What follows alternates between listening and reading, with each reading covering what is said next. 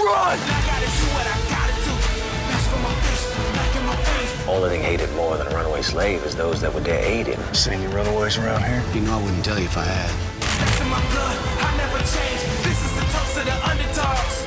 Now we doing it our way. Light 'em up, light 'em up.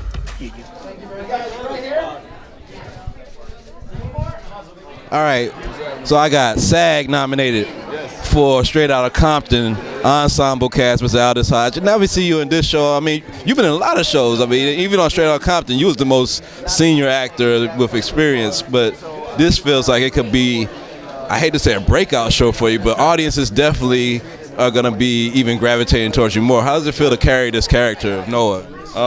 Well, look, man, it's a lot of weight to carry because I want to hold it with respect and honor the time frame and the stories of the people that we're telling.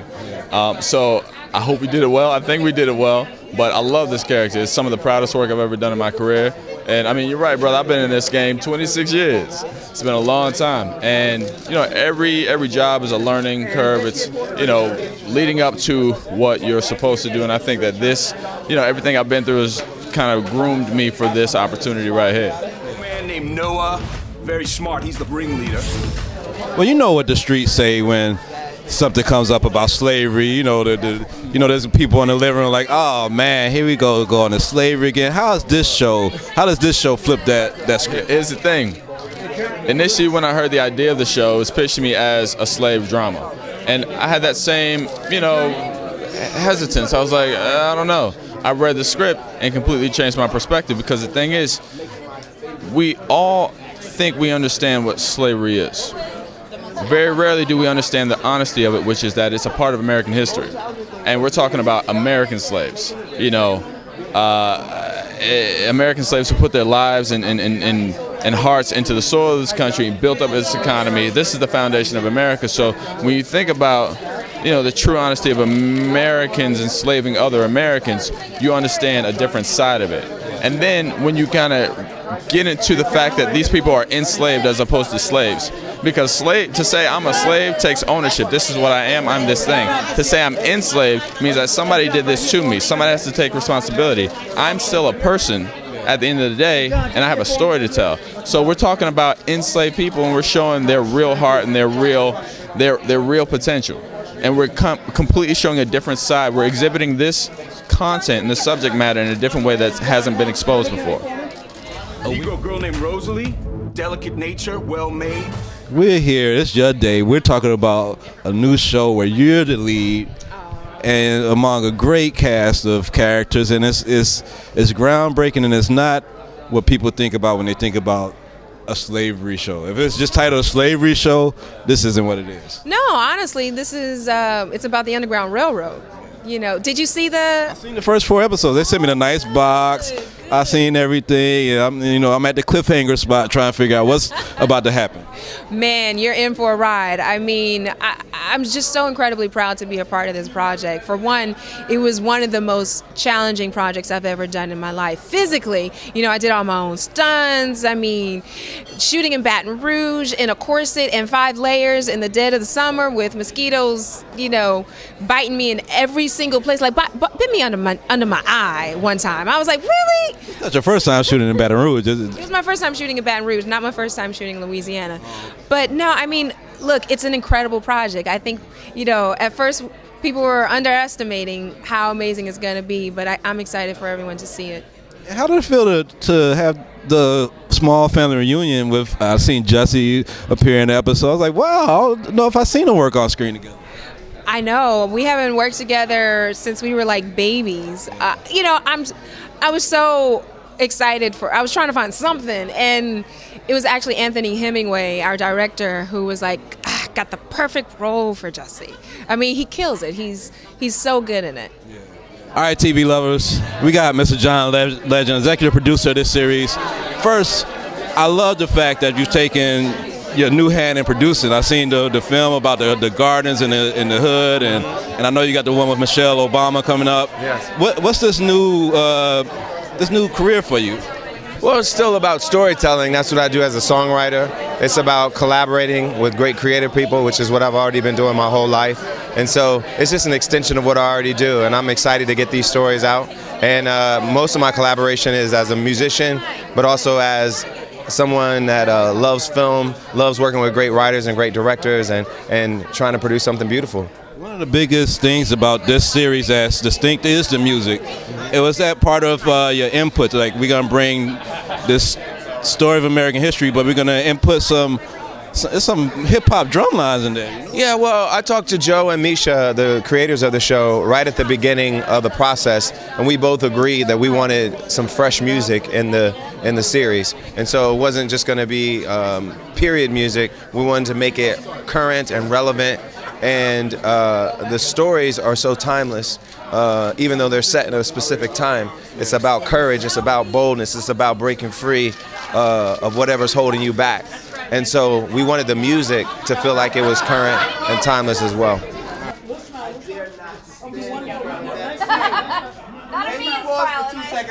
Hi, TV lovers. We are here with Miss Amira Van, who's, I don't know what to call you. You're like the head house mistress. I don't know what. I don't want to get in trouble. Things, right? Yeah. They definitely call me a few things. But you're in the house. You're in the big house. Yes.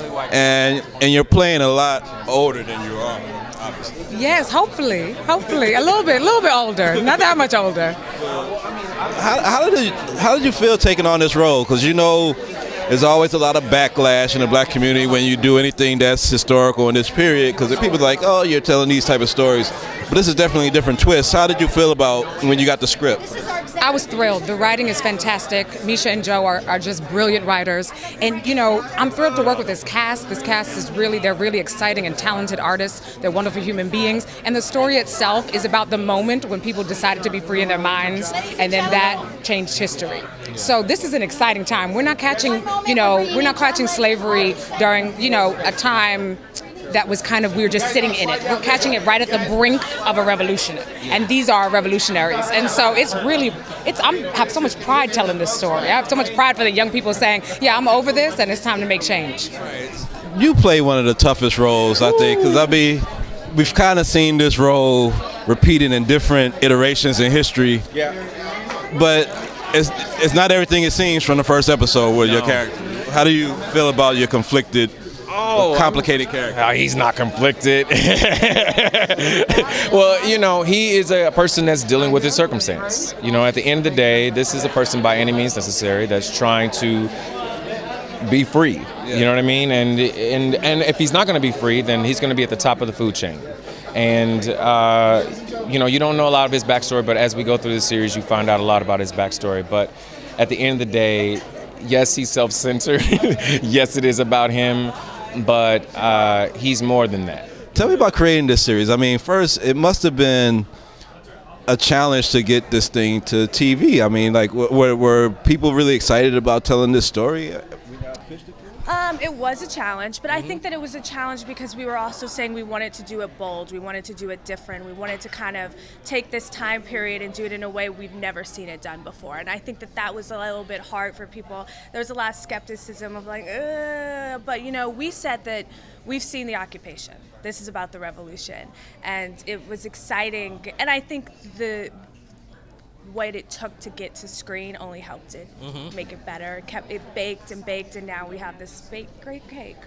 All right, TV lovers, I have a director that's been around for a second doing some projects that we've been familiar with, like The Wire and Red Tails and Empire. Now we seeing you on Underground, like as a director. How was it directing this series, and what kind of mindset did you have to get into to try to take this era and kind of bring it to a modern audience? Misha and Joe, the creators of the show, really unleashed the beast in me in this one. I had such a great time. It was like doing my favorite heroic action adventure. And my goal was to be bold and daring.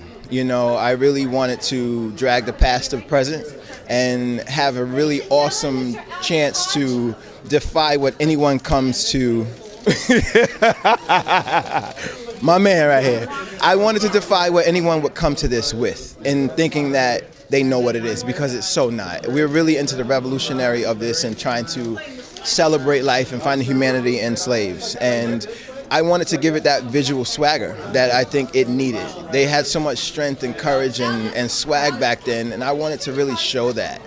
and really find ways to just kind of present it in a new, fresh way, even trying to find contemporary ways to do that. Such a great series. Your character seems to be conflicted, and like we're in for some surprises. Can you tell us anything about this conflict going on between your character and with your son growing up and doing this strange trade with you? Yeah, you know, I think my character is kind of the definition of conflict. You know, he's a man who's, you know, he's got to do what's best for his family, and you know, he's losing everything on his farm, and you know, he's good at his trade, and you know, he has no, I guess he has moral qualms about what he's doing, but you know, he's got to do what he's got to do. As an actor, when you're doing a series that's dealing with this chapter of American history that a lot of things don't shine a light on, was there any conflict for you to like take on this role and to play this character? No, you know, I took this role as it felt a lot like you know, the movie 42, the Jackie Robinson experience, which is let's take a look at what America was in this moment, you know, with all of its warts and all of its heroism, and see who the villains are and the heroes are, and let's examine it. But you know, I think you know, both projects, but you know, especially you know, Underground, they did a great job of making something historical, very actiony and very, you know, just motion oriented, I guess, just always thrusting forward. It was great to watch. I've been a slave all my life. 25 years, 300 months. I'm done waiting. It's time to act, but I can't do it alone. As long as we together, we can do anything. We gonna have to fight for every step. Now we trouble.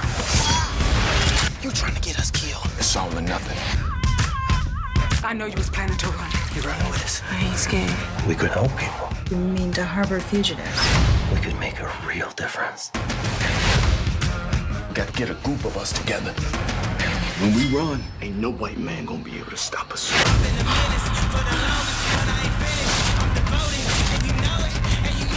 You get caught or not, it's gonna be the slaves left behind that pay the price. Run with me.